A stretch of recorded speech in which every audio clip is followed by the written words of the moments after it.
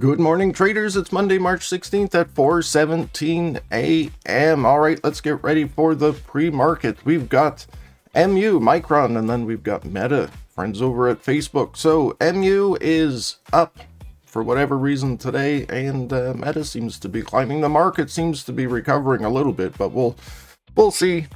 We'll see what happens there. We're below massive prints. But anyway, let's get into this.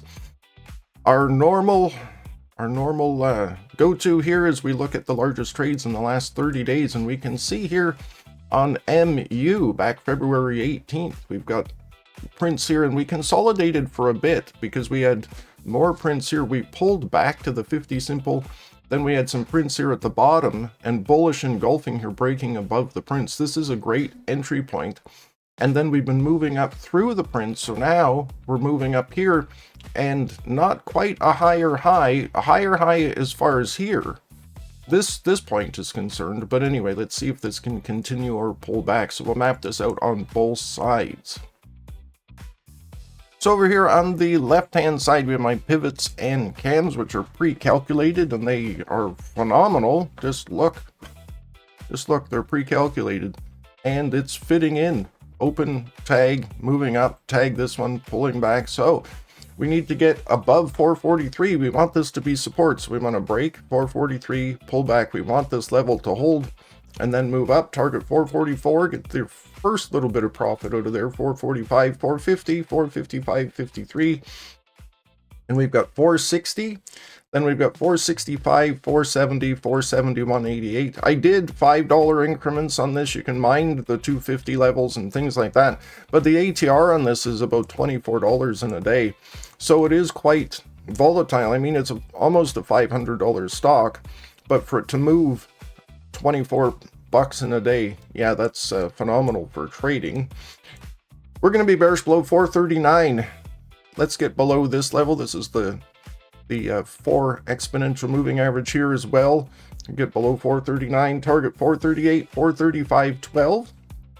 Then we've got 432.65 right here. It says R1. Then we've got 430.63, 429 is a 300K print. We've got that sitting there. 427.63 is a cam, and 422.83 is the pivot. I didn't call out all of these ones here because they're so close together. With the ATR, the thing tends to move quite a bit, but we got mapped it out down here to the pivot. That's the 50 simple moving average.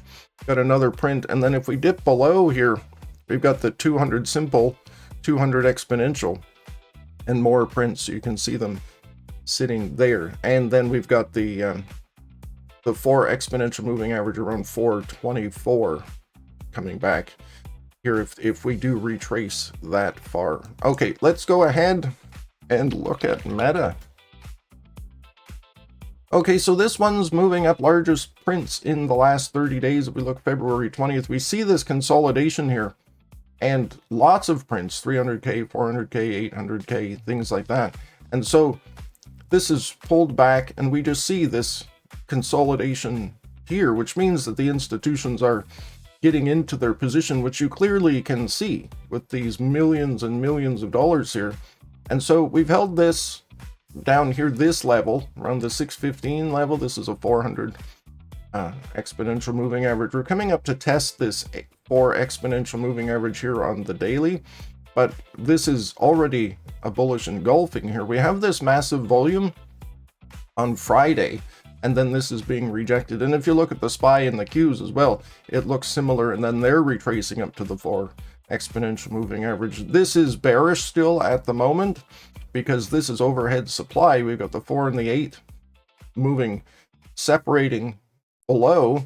So what usually happens, if this is a distribution pattern, then we can come back up, tag this, start moving down again on this, because you can do this. This would be the ice. You call this the ice. Like if you're doing Wyckoff or anything like that, we've got this box, this range. So if this doesn't hold and start moving down, then we'll continue that way.